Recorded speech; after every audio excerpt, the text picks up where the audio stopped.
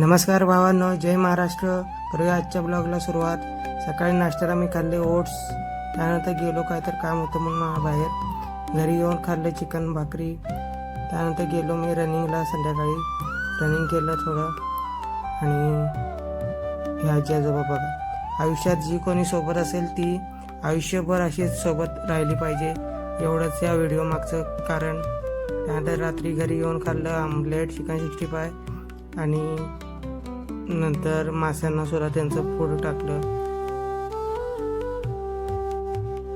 हा माझा fish tank, त्याला कित्येक वर्ष झाली, 7-8 वर्ष झाली असतील. त्यानंतर केली मी शतपावली. आणि आजच्या ब्लॉगमध्ये एवढंच. धन्यवाद. अशी कुठली गोष्ट आहे जी माणसाला इतर प्राण्यांपेक्षा वेगळं करते? जास्त विचार करू नका, मी सांगतो. माणुसकी. कारण जर माणसामध्ये माणुसकीच नसेल तर तो माणूस असून काय उपयोग त्याचा? तर प्रत्येक ठिकाणी आपल्याला माणुसकी ही आपल्या मनात असलीच पाहिजे.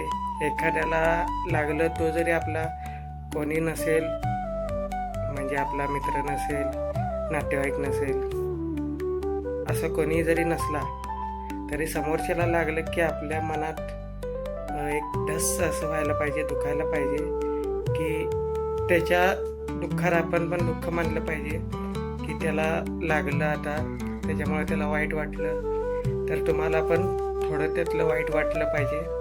कारण हे युनिवर्स एकच आहे. माणूस आणि तुम्ही जास्त वेगळे नाही आहात.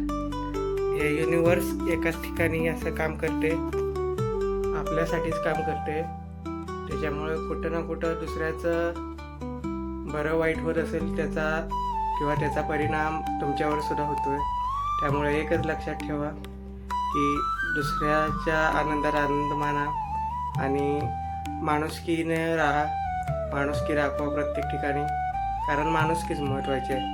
नाहीतर बाकीच्या प्राण्यांमध्ये तुमच्यात फरक काय राहील? नुसतं खायचं, प्यायचं, झोपायचं एवढंच नाही. माणूस म्हणजे भावनांचा एक सागर आहे आणि तो तसाच टिकून राहायला पाहिजे, हे मला वाटते. धन्यवाद.